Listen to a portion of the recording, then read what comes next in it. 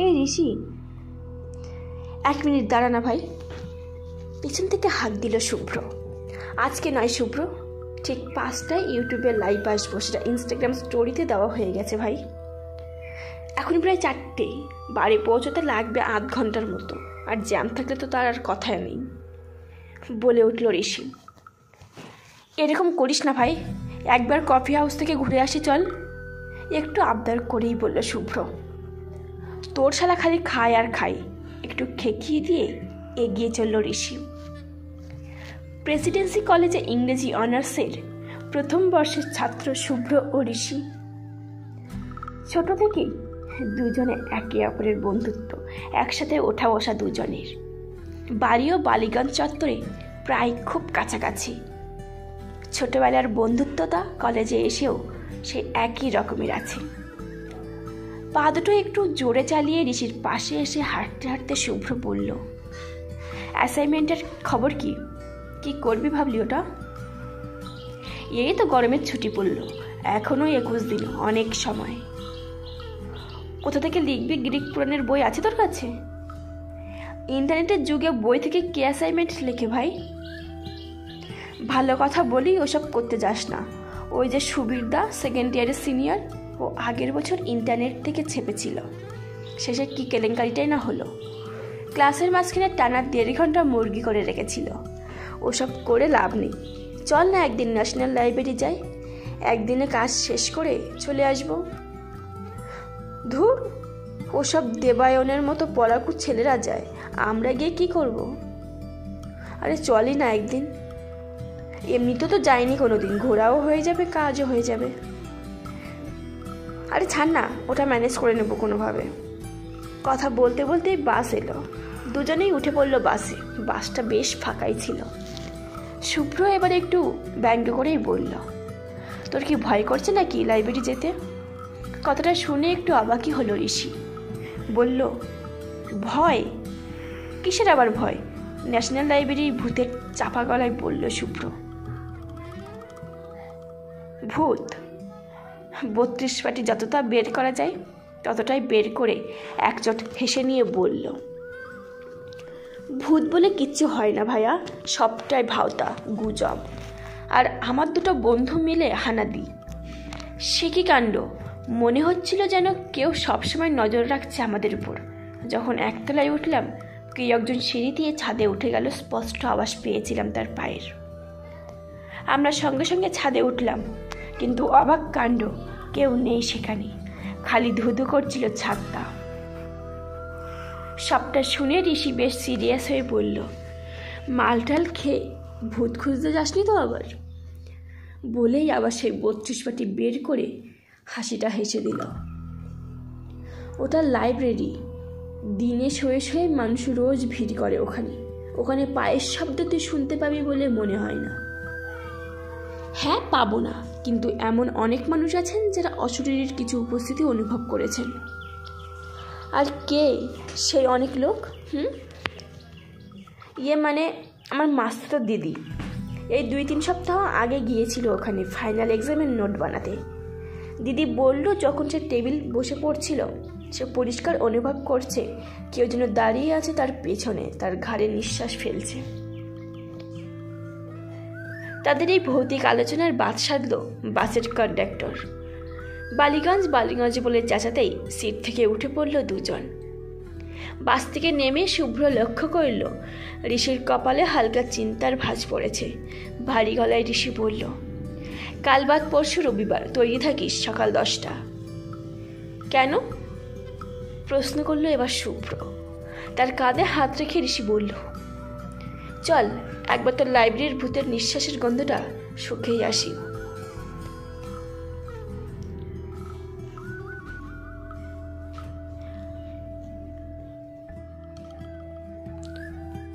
College থেকে বেরিয়ে শুভ্র ঋষির কাছে আবদার করে এবং তারা সেই কথা বলতে বলতে পুনরায় নিজেদের বাড়ি পৌঁছয়।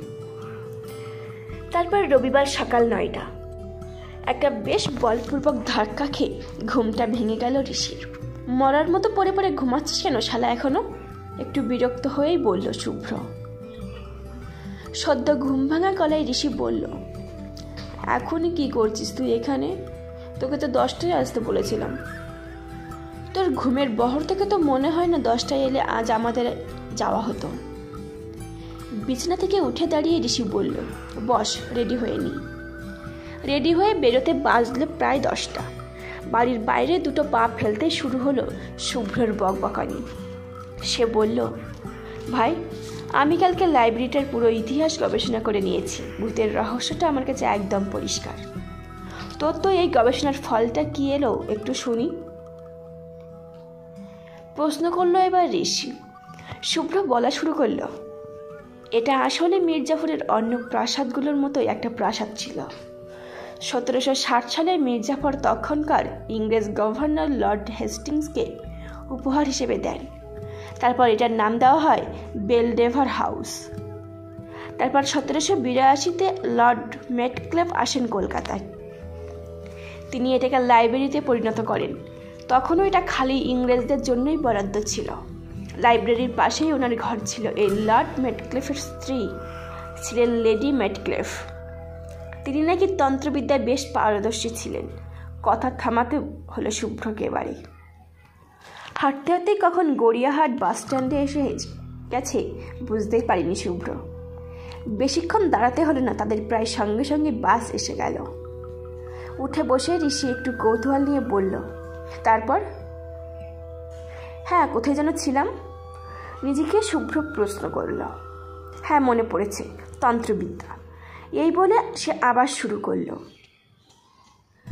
তখন বেশ বড়সড় গুজব রটেছিল এটা নিয়ে যে তিনি নাকি ভূতদের সাথে কথা বলেন, এমনকি নরবলিও দিয়েছিলেন বলে শোনা যায়। তারপর হঠাৎ 1815-তে বেশ আকস্মিকভাবেই মারা যান তিনি, ওই লাইব্রেরির মধ্যেই। মৃত্যুর কারণটা কি সেটা কেউ ঠিক বলতে পারেনি। তারপর নিজের অজান্তেই শব্দটা বেরিয়ে যায় ঋষির মুখ থেকে। তারপর আর কি, লাইব্রেরির ওই অংশটা বন্ধ করে দেওয়া হয়। স্বাধীনতার পরে যখন এক্সপ্ল্যানেড থেকে ন্যাশনাল লাইব্রেরি এই বেলডেভার হাউসে সরানোর প্রস্তুতি নেওয়া হয়, তখন বাড়িটাকে মেরামত করার সময় একসাথে 13 জন শ্রমিক মারা যায়। কিন্তু কিভাবে যে মারা যায় সেটা কেউ জানে না। ফাটিয়ে দিয়েছে তো গুরু, বেশ উচ্ছ্বাস নিয়ে বলে ঋষি। এখনো শেষ হয়নি। এই বলে শুভ্র আবারও শুরু করে। সে শ্রমিকদের মৃত্যুর পর সবাই বিশ্বাস করা শুরু করে যে লেডি মেটক্লেফের তন্ত্রবিদ্যার অভিশাপ লেগেছে বাড়িটাতে। তার আত্মা নাকি ঘুরে বেড়াচ্ছে ওই বাড়ির আনাচে কানাচে। তাই সেই অংশটাকে পুরোপুরি বন্ধ করে দেওয়া হয়, আর তার পাশেই তৈরি হয় নতুন লাইব্রেরি। আর আগের লাইব্রেরিটা? প্রশ্ন করল ঋষি। সেটা কি এখন মিউজিয়াম বানিয়ে নতুন ভেবে খোলা হয়েছে এই আগের বছর, উত্তর দেয় শুভ্র। ঋষি কিছু একটা বলতে যাচ্ছিল, তাকে থামিয়ে দিয়ে আবার শুরু করে শুভ্র। যখন মিউজিয়ামটা তৈরি করার সময় 2010 সালে একটা গুপ্ত চেম্বার পাওয়া যায় মাটির নিচে, কিন্তু সেটা খোলা যায়নি কোনোভাবেই। বিশেষজ্ঞদের অনুমান ওই চেম্বারের মধ্যে লেডি মেটক্লেফ তন্ত্র সাধনা করতেন। সবটা শেষ করে একটা শান্তির নিঃশ্বাস ফেলে যেন ঋষিকে শোনানোর জন্যই কাল থেকে অপেক্ষা করছিল সে। শেষ ভূত দেখার ঘটনাটা কি তোর দিদির? প্রশ্ন করে উঠল ঋষি। বেশ বিজ্ঞের মতো শুভ্র বলে ওঠে, প্রথমে বলে রাখি, এই ভূতকে কেউ দেখেনি, শুধু অনুভব করেছে, আর সেটা প্রায়শই হয়। তবে শেষ মৃত্যুটা হয় 2011-তে। একটা ইলেকট্রনিক্সের পিএইচডি ছাত্র লাইব্রেরিতে আসে, কিন্তু আর বেরোতে পারেনি। মানে তার আর কোনো খোঁজ পাওয়া যায়নি, এমনকি ডেড বডিও না। দিনের আলোয় কর্পূরের মতো উবে যায় মানুষটা। তারপর থেকেই এক ধাক্কায় ভূতের উপদ্রব অনেকটা বেড়ে যায়। লাইব্রেরি কন্ডাক্টরের চেঁচানিতে হোশ ফেরে দুজনের। বাস থেকে নেমে রাস্তার ঠিক ওপারে ন্যাশনাল লাইব্রেরি। দুজনে একবার একে অপরের দিকে তাকালো। দুজনেরই চোখের চাহনি তীক্ষ্ণ, ঠোঁটের কোণে একটা হাসি। নিস্তব্ধতা ভেঙে ঋষি বলল, চল যাওয়া যাক। লাইব্রেরির মেন গেট দিয়ে ঢুকে কিছুটা এগিয়ে একটা মোড়, তার ঠিক ডান দিকে ভাষা ভবন, যেটা এই মুহূর্তে লাইব্রেরি হিসেবে ব্যবহার করা হয়। সেখান থেকে সোজা তাকালে দেখা যাচ্ছে সেই পুরনো বিল্ডিং, যেটা এখন মিউজিয়াম। সেই দিকে তাকিয়ে ঋষি কিছু একটা ভাবছিল। তখনই শুভ্র তাকে ডেকে বলল, চল আগে কাজটা সেরে নিই, তারপর না হয় ঘুরে দেখা যাবে সবটা। ঋষি মাথা নাড়িয়ে সম্মতি দিল। ভাষা ভবনের দিকে হাঁটতে ঋষি জিজ্ঞাসা করল, ভূতের ঘটনাগুলো কি লাইব্রেরিতে ঘটেছে নাকি মিউজিয়ামে? বাবা, তুই তো দেখছি ভূতে বিশ্বাস করতে শুরু করেছিস দেখছি। বেশ ব্যঙ্গ করেই এবার শুভ্র একটু বলে উঠল ঋষিকে, মিউজিয়ামের সচরাচর কিছু হয় না, বেশি হয় এই ভাষা ভবনে। কিন্তু লাস্ট যে ছেলেটা নিখোঁজ হয়, সিসিটিভি ফুটেজ অনুযায়ী সে মিউজিয়ামেই ঢুকেছিল, তারপর আর বেরোতে পারেনি। এসব বলতে বলতেই তারা ভাষা ভবনের সামনে এসে পড়ে। এই বিল্ডিংটা বেশ আধুনিক ধাঁচে করা, চারিদিকে ক্যামেরা লাগানো, জায়গায় জায়গায় সিকিউরিটি। প্রথমবার আসায় এন্ট্রি পাস করিয়ে ভেতরে ঢুকে তারা। ঢুকে ফিস ফিস করে ঋষি বলে, এত সিকিউরিটির মধ্যে ভূত ঢোকা সম্ভব নয়। কোনো উত্তর দেয় না শুভ্র। সে স্পষ্ট বুঝতে পারছে ভূতের ব্যাপারটা ঋষির মধ্যে সব সময় ঘুরছে। একটা ফাঁকা টেবিল থেকে বসে পড়ে দুজনে। ইংলিশ লিটারেচারের বইগুলো 4 নম্বর আর 5 নম্বর বুক শেলফে রাখা। চতুর্থ বুক শেলফের 6 নম্বর সলভ থেকে একটা বই তুলে আনে শুভ্র। শুরু হয় লেখা। শুভ্রর হাতটা বেশ দ্রুত, ঋষির আগেই শেষ হয়ে যায় তার লেখা। সে একটু এদিক ওদিক ঘুরে অন্য বইগুলো নেড়েচেড়ে দেখতে শুরু করে। কিছুক্ষণ পরে এসে ঋষির পাশে বসে বলে, তোর হলো? হ্যাঁ, এই শেষ। খাতাটা বন্ধ করেই উত্তর দেয় ঋষি। যা বইটা রেখে দিয়ে আয়, বলে শুভ্র। এত লম্বা বুকশেলফ কোথা থেকে এনেছিস কি করে জানবো আমি? আরে যেখানে ফাঁকা পাবি ঢুকিয়ে দিবি। ঋষি একটু এগিয়ে গিয়ে দেখলো বুকশেলফের 4র্থ সল্টের সামনের দিকে একটা ফাঁকা জায়গা আছে। সেখানে বইটা ঢোকাতে যাচ্ছিল, ঠিক তখনই একটা ঠান্ডা বাতাস তার রক্ত হিম করে দিল। কেউ যেন তার ঠিক ডান কাঁধের উপর নিঃশ্বাস ফেলছে, কিন্তু একটা স্বাভাবিক মানুষের মতো, গরম নয়, বরং ঠান্ডা একটা মৃদু ফিসফিস শব্দ ভেসে আসছে তার কানে। ঋষির স্নায়ু দুর্বল হয়ে এলো। হাতের আঙুলগুলো যেন আলগা হয়ে আসছে। এসি রুমের মধ্যেও তার কপালে বিন্দু বিন্দু ঘাম দেখা যাচ্ছে। হঠাৎ আঙুলগুলো নিতর হয়ে হাত থেকে বইটা মাটিতে পড়ে গেল। সেই শব্দে বুকশেলফের দিকে ঘুরল শুভ্র। সে লক্ষ্য করল ঋষির হাত কাঁপছে। বইটা তার ঠিক সামনেই পড়ে আছে, কিন্তু সেদিকে তার কোনো হুঁশ নেই। ঋষির দিকে একটু এগিয়ে গিয়ে ঋষি বলে ডাকতেই হুঁশ ফিরল তার। তাড়াহুড়ো করে পায়ের সামনে থেকে বইটা তুলে সামনের স্লটটায় রেখে শুভ্রর দিকে তাকিয়ে একটু জড়ানো গলায় বলল, বল কি হয়েছে? ঋষির চোখের মধ্যে আতঙ্কটা স্পষ্ট দেখতে পাচ্ছে শুভ্র। তাকে কিছু না জিজ্ঞেস করেই বলল, চল যাওয়া যাক। ঘাড় নেড়ে সম্মতি জানালো ঋষি। লাইব্রেরি থেকে বেরিয়ে শুভ্র জিজ্ঞেস করল, কি হয়েছিল রে? কি আবার হবে? হাত ফসকে পড়ে গিয়েছিল বইটা। চল মিউজিয়ামের দিকে যাই। একটা কিছু খেয়ে গেলে হতো না ভাই? চল, বাইরের রাস্তার ওপাশটায় একটা দোকান আছে, দেখেছিলাম। সন্দেহটা এখন পাকা হয়ে গেছে শুভ্রর। ঋষির প্রচণ্ড মানসিক চাপে খিদে পায়, এটা শুভ্র ছোটবেলা থেকেই জানে। বাইরে গিয়ে খেতে খেতে শুভ্র আবার জিজ্ঞেস করল, কি হয়েছে রে? এবার আর এড়িয়ে যেতে পারল না ঋষি। সবটা বলার পর বলল, হতে পারে মনের ভুল, হয়তো তোর কথাগুলো শোনার পর হ্যালোসিনেশন হয়েছে। উত্তর দিল না শুভ্র, খালি বলল, আর যাবি মিউজিয়ামটায়? আলবাত যাব। হঠাৎ বেশ উচ্ছ্বাস নিয়ে বলে উঠল ঋষি, মেটক্লেপ ম্যাডামকে একবার বিদায় না জানিয়ে চলে যাব। খাওয়া দাওয়া শেষ করে আবার হাঁটা শুরু করলো দুজনে। সময় প্রায় দুপুর 1:30। বেশ খালি লাগছে মিউজিয়ামটা। বড় গেটটা দিয়ে ঢুকতে বেশ একটা মুগ্ধ করা সৌন্দর্য চোখে পড়ল তাদের, যেন কোনো খালি রাজমহলে এসে পড়েছে তারা। ডান দিকে আগেকার সে লাইব্রেরি যেখানে পাওয়া গেছিল লেডি মেটক্লেফের মৃতদেহ, পুরো ঘরটা জুড়ে বিভিন্ন ভাস্কর্য সাজানো আছে।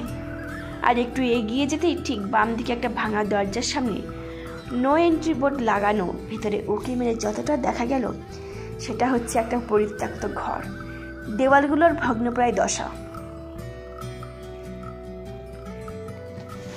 সেদিকে আর মন না দিয়ে চোখটা গেল ঠিক তার উল্টো দিকে সেই গুপ্ত চেম্বারটা।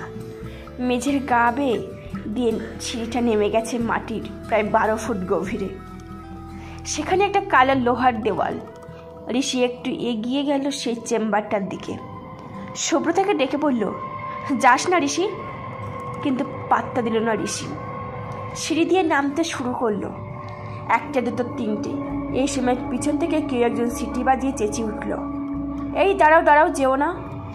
সিকিউরিটি গার্ড রীতিমতো দৌড়ে এসে ঋষির জামার কলার ধরে তাকে টেনে উঠিয়ে নিয়ে এলো।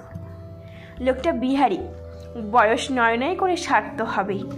হাঁপাতে হাঁপাতেই ঋষিকে একটা ধমক দিয়ে হিন্দি বাংলা ভাষা মিশিয়ে বলল, যদি ইতনা হি সাহস আছে রাত 10টার পর ঘুষকে দেখাও। বলে হাঁপাতে হাঁপাতে যেমন এসেছিল তেমনই চলে গেল। মিউজিয়াম থেকে বেরিয়ে আসে তারা। প্রায় বিকেল হয়ে সন্ধ্যার দিকে গড়াচ্ছে সময়টা। বাসে উঠে শুভ্র বলল, ঘাড়ের নিঃশ্বাস ফেলা ভূত ছাড়া অতি ভয়ঙ্কর কিছুই নেই ওখানে। উত্তর দেয় না ঋষি। খুব মন দিয়ে কিছু একটা ভাবছে সে। শুভ্র তাকে ডেকে বলে, কি এত ভাবছিস? মাটির তলায় ওই ঘরটা কিরকম যেন অদ্ভুত, বলল ঋষি। আরে ওসব গুপ্ত ঘর, রাজা মহারাজাদের প্রাসাদে প্রায়শই থাকে, ওইসব নিয়ে অত ভাবিস না। বাস থেকে নেমে চল আসি রে বলেই শুভ্র চলে যাচ্ছিল। পিছন থেকে ডেকে ঋষি বলল, পরশু বিকাল 4টা। মানে? প্রশ্ন করল শুভ্র। ঋষি বলে উঠল, তৈরি থাকিস, একটা শিকারে যেতে হবে। শিকার? কিসের শিকার? প্রশ্ন করে শুভ্র। ঋষি বলে, ভূত শিকার। মঙ্গলবার দুপুর 3টে। খাওয়া দাওয়া সেরে পিঠে একটা ব্যাগ আর হাতে একটা ট্রাইপড নিয়ে ঋষির বাড়িতে এসে হাজির শুভ্র। তুই সালে 1 ঘন্টা আগে এসে হাজির হয়ে যাস কেন বলতো? একটু খেকিয়ে প্রশ্ন করলো ঋষি। শুভ্র বলল, এক্সাইটমেন্ট বন্ধু, এক্সাইটমেন্ট। ঋষি তৈরি হতে হতে বলল, হাতে ট্রাইপড নিয়ে ঘুরছিস কেন? না মানে ভাবলাম ভূত শিকারে যখন যাচ্ছি একটা ভিডিও করে ইউটিউবে দেব। ইউটিউব চ্যানেলও খুলে নিয়েছি, ভূতান্বেষী। ভূতান্বেষী? হ্যাঁ, সত্যান্বেষী সত্যের অন্বেষণ করতেন, আর আমরা ভূতের অন্বেষণ করব। একটু হেসে নিয়ে ঋষি বলল, তোর দ্বারাই সম্ভব, চল বেরোই। ঋষির মা রান্নাঘরে ছিলেন। ঋষি বেরোনোর সময় একটু চেঁচিয়ে, আমি শুভ্রর বাড়ি যাচ্ছি, রাতে ওখানেই থাকবো, এই বলেই বেরিয়ে গেল। বাইরে বেরিয়ে শুভ্র জিজ্ঞেস করলো, আমার বাড়ি থাকবি মানে? মানে রাতেরটা আমরা ওই মিউজিয়ামের মধ্যেই থাকবো। পরে বোঝাচ্ছি, এখন কাকিমাকে মানে তোর মাকে ফোন করে বল তুই আমার বাড়িতে রাত্রে থাকবি। ঋষির কথা মতো মাকে ফোন করে জানিয়ে দিল শুভ্র। তারপর আগের মতো বাসে উঠে শুরু হলো আলোচনা। প্রশ্নটা এবার করলো শুভ্র, কি করতে চাইছিস তুই, একটু খুলে বলবি কি আমায়? রহস্য উদ্ঘাটন। কিসের? লাইব্রেরির। রহস্যের কিছু নেই, ওটার মধ্যে একটা ভূত। না রে, ভূত না, ভূত না, কিছু একটা আছে ওখানে, এমন কোনো রহস্য যেটাকে ভূতের অজুহাত দিয়ে লুকানোর চেষ্টা করা হচ্ছে। আচ্ছা সেসব ছাড়, আগের দিন তুই নিজে কোনো অশরীরের উপস্থিতি অনুভব করেছিস, সেটার কি? হ্যাঁ করেছি, কিন্তু চোখে দেখিনি। আগের দিন অতটা ভয় পাওয়ার পরেও আজ ওখানে ফিরে যাওয়ার সাহস হচ্ছে তোর? আমাকে তো ছোটো থেকে চিনিস, ক্লাস 3তে যখন ছিলাম ক্লাস 4-এর ছেলেরা হেব্বি কেলিয়েছিল আমাকে। প্রথম দিন ভয় পেয়েছিলাম, কিন্তু তারপর বাকিটা আর বলে দিতে হলো না ঋষিকে। ভয়কে চ্যালেঞ্জ করার ব্যাপারটা ছোটো থেকেই ওর মধ্যে আছে। শুভ্র বলল, তার মানে তুই বলতে চাইছিস লাইব্রেরির মধ্যে কিছু খুব মূল্যবান জিনিস আছে যেটা লুকানোর জন্য এসব? হয়তো সেটাই। তাহলে যে এতগুলো মৃত্যু রোজ কারোর না কারোর ভূতের উপস্থিতি অনুভব করা, সেটা উপস্থিতিটা মানসিক হতে পারে। মনের মধ্যে ভয় থাকলে মানুষ হ্যালোসিনেট করে, কিন্তু মৃত্যুগুলোর কোনো এক্সপ্লান্টেশন নেই। তাহলে তুই এতটা শিওর হচ্ছিস কী করে? শিওর নয়, সবটাই আমার সন্দেহ। তবে একটা হাইপোথিসিস আছে আমার কাছে। সবকটা মৃত্যু কিন্তু হয়েছে ওই মিউজিয়ামের মধ্যে, ধর যারা মিউজিয়ামের মধ্যে গেছিল তারা হয়তো কোনোভাবে সে লুকানো জিনিসটার খোঁজ পায়, যাতে খবরটা বাইরে না যায়। তা কেউ হয়তো খুনগুলো করেছে। সেটা যদি সত্যি হয় তাহলে আমরা তো বিপদে পড়তেই পারি। এটুকু রিস্ক নেওয়াই যায় বন্ধু। কথা বলতে বলতেই বাসটা এসে থেমে যায় আবার সেই লাইব্রেরির সামনে। আগের দিন যে দোকানে তারা খেয়েছিল সেখান থেকে আজ রাতের জন্য কিছু খাবার প্যাক করিয়ে নিয়ে ভেতরে ঢোকে তারা। সন্ধ্যা নামতে নামতেই আবার প্রায় 50 মিনিট বাকি। পরন্ত বিকেলে সূর্যের গধূলি আলো আর রাস্তার দুপাশে দাঁড়িয়ে থাকা গাছগুলোর দিকে ক্রমশ ধেয়ে আসা পাখির ডাক সেই মিউজিয়ামটাকে যেন ভূতের বাড়িতে পরিণত করেছে। মিউজিয়াম বন্ধ হতে এখনো প্রায় 1 ঘন্টা। ভেতরে ঢুকে ঋষি শুভ্রকে ডেকে বলল, তুই আগে যা, সোজা গিয়ে বাম দিকে আগের দিন যে পরিত্যক্ত ঘরটা দেখেছিলাম সেটাই ঢুকে পড়বি। সাবধানে একটু চারপাশে নজর রেখে ঢুকবি, যাতে কেউ দেখতে না পায়। ঋষির কথা মতো সোজা এগিয়ে গিয়ে নো এন্ট্রির বোর্ডটা ডিঙিয়ে ভেতরে ঢুকে পড়ে শুভ্র। দূর থেকে লক্ষ্য করল ঋষি। সে ঢুকে পড়তেই সেদিকে হাঁটা শুরু করে ঋষি। সেও ডিঙিয়ে ঢুকতে যাবে, ঠিক তখনই খেয়াল করে আগের দিনে সে গাটা তার দিকেই এগিয়ে আসছে। থেমে গিয়ে আবার সোজা হাঁটা শুরু করে ঋষি। গার্ডটা থেকে চিনতে পেরে তার কাছে এসে বলে, কে আরে, আজ আবার কেন আবি? তো 2 দিন আগে এসেছিলি। একটা মিথ্যে হাসি এসে ঋষি বলে, এই লাইব্রেরি এসেছিলাম, ভাবলাম ঘুরে যাই। তারপর প্রশ্ন করে, তোমার কি নাইট ডিউটি? বেশ হাসি মুখে গার্ডটা বলে, अरे ये भूतरे म्यूजियम में रात में क्यों गार्ड देते चाय ना, मेरा दिन का ड्यूटी था, ये शेष হবে বন্ধ হলে। তোমার সেই দোস্ত কোথায়? প্রশ্ন করে গার্ড। ঋষি একটু হেসে বলে, সে নাক ডেকে ঘুমোচ্ছে ঘরে, আসেনি। তাহলে আমি এগোই। হো হো করে হেসে গার্ড বলে, হ্যাঁ হ্যাঁ ঘুমো। আচ্ছে সে ঘুমো বলে চলে যায়। গার্ড সামনের দরজা দিয়ে বেরিয়ে যেতেই প্রায় ছুটে এসে লাফিয়ে ঢুকে পড়ে দরজার মধ্যে। ঢুকতে শুভ্র বলে, কী রে, এত সময় লাগলো কেন? আরে সেই আগের দিনের গার্ডটা ধরেছিল। উত্তর দিল এবার ঋষি। তার কি রাতের শিফট? না, রাতে কেউ থাকে না এই মিউজিয়ামে। বলতে পারিস কেউ থাকতে চায় না। তার মানে আজ রাতে আমরা একা? গলাটা বেশ গম্ভীর হয়ে এলো ঋষির। সে বলল, একা নই। তাহলে কে? প্রশ্ন করলো শুভ্র। ঋষি বলল, যাকে আমরা ভূত বলে ভাবি সে।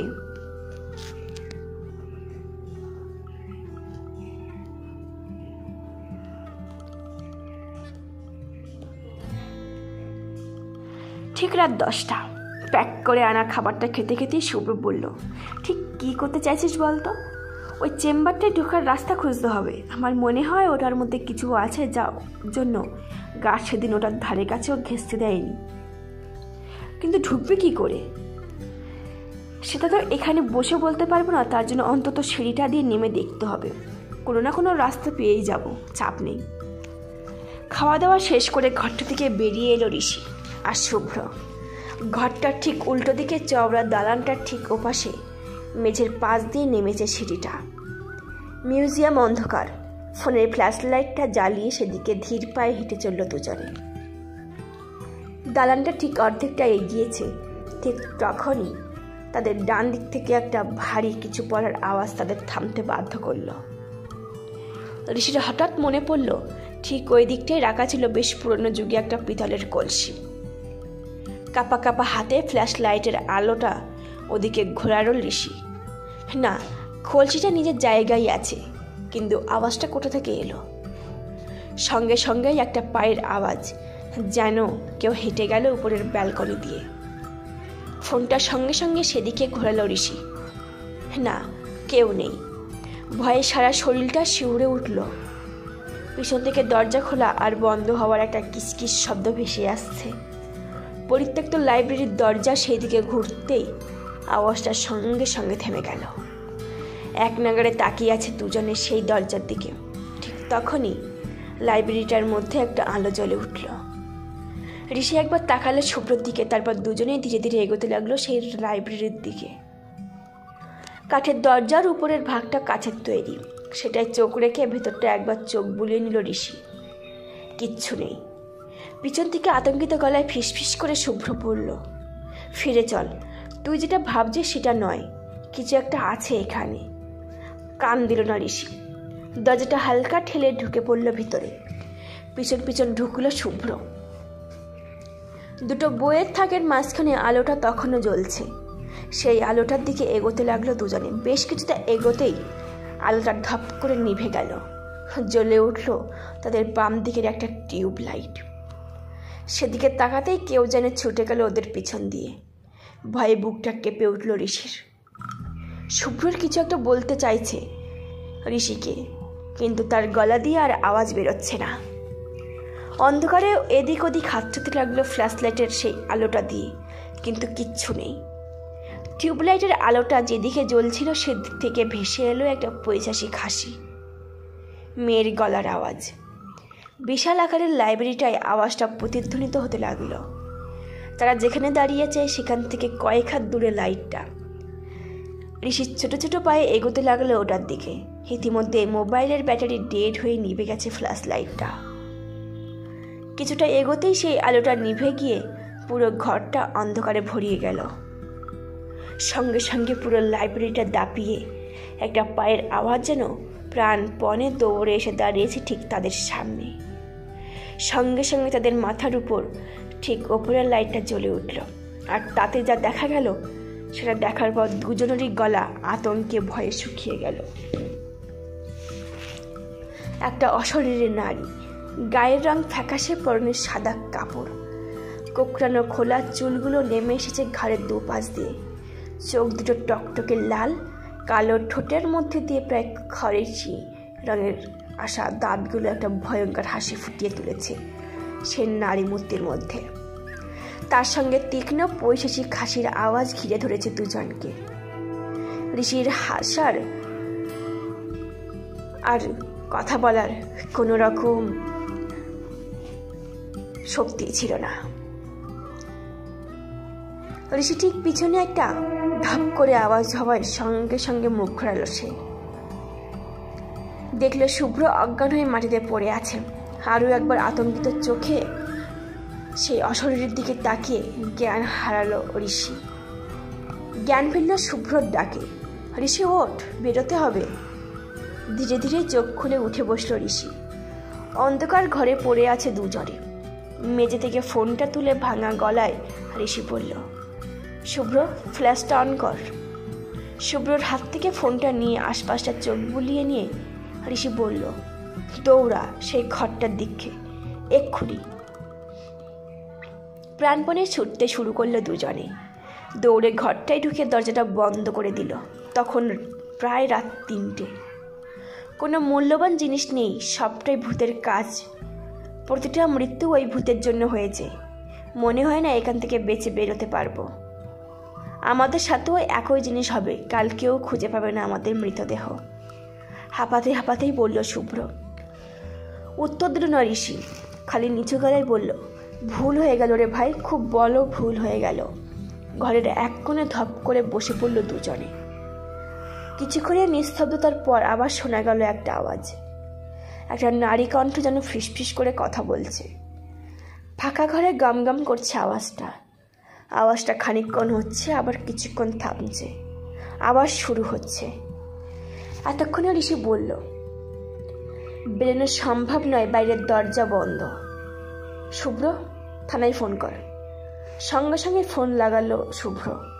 ফোন ধরল একজন কনস্টেবল। হ্যাঁ, আলিপুর থানা। আমরা ন্যাশনাল লাইব্রেরির মিউজিয়ামে আটকে গেছি স্যার, একটা ভূত। ফোনটা কেটে গেল। আরও 3বার ট্রাই করলো শুভ্র, কিন্তু নেটওয়ার্ক নেই। এতক্ষণ মন দিয়ে একটা কিছু ভাবছিল ঋষি। এবার বলল, বাদ দে, হবে না, বাঁচার একটাই উপায় আছে এবার। কি? ওই চেম্বারের মধ্যে ঢুকতে হবে। বেশ রেগে গেল শুভ্র। বলল, তোর কি মাথা খারাপ হয়ে গেছে? একটা অশরীরের আত্মা ঘুরছে বাইরে। যখনই তুই ওই ঘরটার দিকে যাবি তোর উপর ঝাঁপিয়ে পড়বে, আর তুই বলছিস তুই ওই ঘরটায় ঢুকবি? এটা বাঁচা নয়, এটা সুইসাইড ঋষি। তোর কথা অনুযায়ী লেডি মেটক্লেপ ওই ঘরে তন্ত্রবিদ্যা করতেন। তন্ত্রবিদ্যার সাহায্যে মৃত্যুর পরেও এই অশরীরীর মতো বেঁচে আছেন তিনি। তাহলে সেটাকে শেষ করার উপায় ওই ঘরেই থাকবে, ওই তন্ত্রবিদ্যার মধ্যে। আমি ঢুকবো ঘরটার মধ্যে, তুই এলে আয়। এই বলেই উঠে দাঁড়ালো ঋষি। পাশ থেকে উঠে দাঁড়িয়ে শুভ্র বলল, চল, মরলে অন্তত লড়ে মরব। রাত 3:10। পা টিপে টিপে ঘর থেকে বেরোলো দুজন। আবার সেই দালান, আবার সেই ব্যালকনি, চারপাশটা নিস্তব্ধ। ফ্ল্যাশ লাইটটা একবার ব্যালকনির দিকে ঘুরিয়ে চারপাশটা দেখে নিল ঋষি। ধীরে ধীরে তারা এগোনো শুরু করেছে সিঁড়ির দিকে। এতক্ষণে আবার সেই ব্যালকনি দিয়ে দৌড়ে আওয়াজ। ভয়ে শুভ্র নিঃশ্বাসের গতি বাড়ছে। উপরে অন্ধকার ব্যালকনির দিকে চেয়ে থমকে গেল শুভ্র। শরীরটা দেখা যাচ্ছে না, কিন্তু অন্ধকারের মধ্যে স্পষ্ট জলজল করছে দুটো চোখ। ঋষি, ভূত, প্রায় কাঁদো কাঁদো গলায় বলে উঠল শুভ্র। শুভ্র, থামিস না, চল বলে শুভ্রর হাত ধরে তাকে টানতে শুরু করলো ঋষি। শুভ্রর দৃষ্টি এক নাগাড়ে তাকিয়ে আছে সেই ব্যালকনির দিকে। এতক্ষণে প্রায় অর্ধেক দালান পেরিয়ে এসেছে তারা। এমন সময় আবার পায়ের আওয়াজ, এবার তাদের ডান দিকে। কিন্তু কি করে সম্ভব? সেই ব্যালকনির উপরে চোখ দুটো এখনো লাল হয়ে জ্বলছে। শুভ্র এক নাগাড়ে তাকিয়ে আছে সেদিকে, একবারও নড়েনি সেটা। সেখান থেকে তাহলে নিচে আওয়াজটা কে করল? ভয়ে আর বিস্ময়ে শুভ্রর মাথাটা কেমন যেন করে ওঠে। সে ফিসফিস করে বলে, ঋষি, নিচের আওয়াজটা ভূত করেনি। ভূতটা একবারও নড়েনি ব্যালকনি থেকে। ঋষি উত্তর দেয় না। শুভ্রর হাতে ফোনটা ধরিয়ে বলে, তাড়াতাড়ি, বলেই দৌড়ানো শুরু করে সিঁড়ির দিকে। পিছনে দৌড়তে থাকে শুভ্র। সিঁড়িতে পা ফেললে ঋষি বলে, শুভ্র, পিছনটা দেখ। দালানে পায়ের আওয়াজ এখনো থামেনি। শুভ্র আবার ঘুরে তাকায় সেই ব্যালকনিতে। এক ফুটাও নড়েনি চোখ দুটো। সিঁড়ি দিয়ে নেমে যায় দুজনে আস্তে আস্তে। নেমে ঋষি বলে, ফোনটা দে। ফোনটা হাতে নিয়ে ফ্ল্যাশ লাইট দিয়ে পুরো দেওয়ালটা খতিয়ে দেখে নেয় ঋষি। পুরো দেওয়ালটার উপর পুরো ধুলোর আস্তরণ। খালি বাম দিকের মাঝখানের অংশটায় একটা 5 আঙুলের দাগের হাতের দাগ। সেখানে ধুলোর আস্তরণটা অনেকটা পাতলা। ঋষি সেই দাগের ওপর হাত রাখতেই বাইরের সব আওয়াজ এক নিমেষে শান্ত হয়ে গেল। হাতটা রেখে দেওয়ালটা হালকা ঠেলতেই সেটা ঘর ঘর করে আওয়াজ করে খানিকটা পিছনে সরে গিয়ে ডান দিকে একটা খোপে অনেকটা স্লাইডিং জানলার মতো ধীরে ধীরে ঢুকে যেতে লাগলো। তারই সঙ্গে উন্মুক্ত হলো সেই গুপ্ত চেম্বার। কিন্তু তারপর যেটা ঘটলো সেটা ঘটার কথা হয়তো তারা স্বপ্নেও ভাবেনি। দেওয়ালটা সরে যেতেই চেম্বারের ভিতর থেকে একটা পিস্তলের নল এসে ঠেকল ঋষির ঠিক কপালে। একটা বছর 30-এর যুবক, এক ঝাঁকড়া চুল আর মুখ ভর্তি দাড়ি নিয়ে বন্দুক উঁচিয়ে দাঁড়িয়ে আছে তার সামনে। সঙ্গে সঙ্গে শুভ্র চিৎকার পিছনে ফিরল ঋষি। মাটিতে লুটিয়ে পড়ে আছে শুভ্র, কিন্তু এবার পিছনে ভূত নেই, আছে সে সিকিউরিটি গার্ড। হাতে একটা রড নিয়ে দাঁড়িয়ে আছে সে। কিছু বলার আগেই মাথায় একটা সজোরে আঘাত লেগে মাটিতে লুটিয়ে পড়ল সে। কিছুক্ষণ পরে জ্ঞান ফিরল ঋষি। হাত পা বাঁধা অবস্থায় সে পড়ে আছে সেই চেম্বারের মেঝেতে। শুভ্র পড়ে আছে তার ঠিক পাশে। এখনো জ্ঞান আসেনি তার। চেম্বারের দরজাটা খোলা।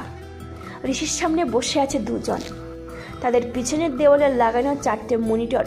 প্রথমটাতে দালানের ফুটেজ, দ্বিতীয়টাতে লাইব্রেরির, সেখানটা যেখানে তারা ভূত দেখেছিল, তৃতীয়টা লাইব্রেরির দরজা, আর চতুর্থটি চেম্বারের দরজায়। ঋষির জ্ঞান ফিরেছে দেখে উঠে এলো সেই চেম্বারের সেই ছেলেটা। ছেলেটা কিছু একটা বলতে যাচ্ছিল, তার আগেই ঋষি প্রশ্ন করল, কে তুমি? একটা নির্মম হাসি এসে ছেলেটা বলল, এ লাইব্রেরির ভূত, আর এই ভূত এখন তার প্রথম হত্যাটা করবে।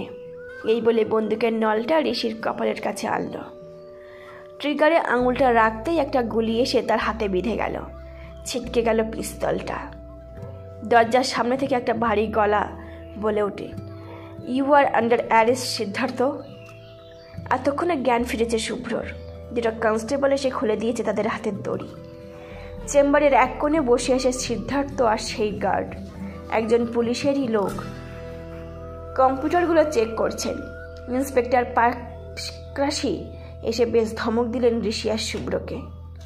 রাত্রে মিউজিয়ামের মধ্যে ঢুকতে বাথরুম হচ্ছে, নিয়াতে একটা দাগি আসামিকে তোমরা খুঁজে বার করেছো তাই ছেড়ে দিলাম, নাহলে তোমাদের থানায় নিয়ে গিয়ে সোজা লকআপে ঢুকাতাম।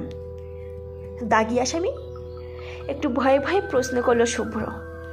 ইন্সপেক্টর বললেন, হ্যাঁ দাগি আসামি। 2011-তে যাদবপুর ইউনিভার্সিটিতে ডক্টরেট করেছিল সিদ্ধার্থ, কিন্তু এক প্রফেসরের সাথে ঝামেলা হওয়ায় রাগের মাথায় তাকে খুন করে। ও খুনের ব্যাপারটা সামনে আসার আগেই ওর লাইব্রেরিতে উধাও হওয়ার ব্যাপারটা জানা যায়। আমরা অনেক খুঁজি কিন্তু কোনো প্রমাণ পাই না। সবাই বলে লাইব্রেরির ভূত ওকে মেরে ফেলেছে। আমাদের কেসটা বন্ধ করতে হয়। আজ 9 বছর পর খুঁজে পেয়েছি। এতদিন পর দেখে চিনলেন কি করে? প্রশ্নটা করল ঋষি। আমার বাবাকে খুন করেছিল। ওর মুখটা আমি ভুলতে পারবো বলে তো মনে হয় না। আর ওই সিকিউরিটি গার্ড, উনি হচ্ছেন সিদ্ধার্থের বাবা। ছেলে এই মিউজিয়ামে মারা যাওয়ার পরেও যখন উনি মিউজিয়ামের কাজটা ছাড়েননি তখনই সন্দেহ হয় আমার, কিন্তু নিজের ছেলেকে যে এখানে লুকিয়ে রেখেছে সেটা ভাবিনি।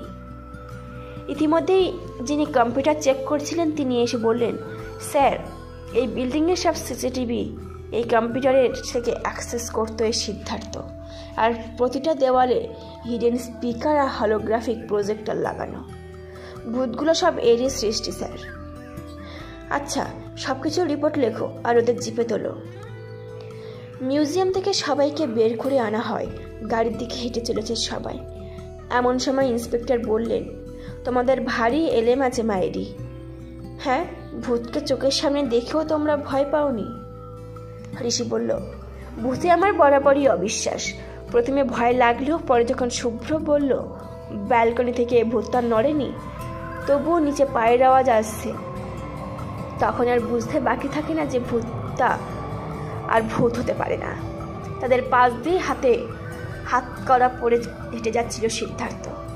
ঋষির কথাটা শুনে তার কপালে একটা ভাঁজ পড়ল। জিপে স্টার্ট দেওয়া হয়ে গেছে, সেটার সামনে এসে, তোমরা একটু দাঁড়াও, একটু পরেই একটা গাড়ি এসে তোমাদের বাড়ি পৌঁছে দেবে। এই বলে জিপে উঠে পড়লেন ইন্সপেক্টর। জিপের পেছনে বসে সিদ্ধার্থ ঋষি আর শুভ্রর দিকে তাকিয়ে একটা আতঙ্কিত চোখে সে বলল, ব্যালকনিতে কোনো প্রজেক্টর লাগাইনি আমি। কথাটা শেষ করতে করতেই গাড়িটা বেরিয়ে গেল লাইব্রেরির মেন গেট দিয়ে। দুজনেই একবার পরস্পরের দিকে চাইল, দুজনের চোখে এবার অজানাতে আতঙ্ক। প্রজেক্টর লাগাইনি? তাহলে যেটা ব্যালকনিতে ছিল সেটা? নিচু গলায় বলল শুভ্র। উত্তর দিল না ঋষি। খালি বিস্ফারিত চোখে তাকিয়ে থাকলো শুভ্রর দিকে। দুজনে মিউজিয়ামের দিকে ঘুরতেই একটা ঠান্ডা বাতাস মিউজিয়ামের দিক থেকে এসে তাদের ছুঁয়ে বেরিয়ে গেল।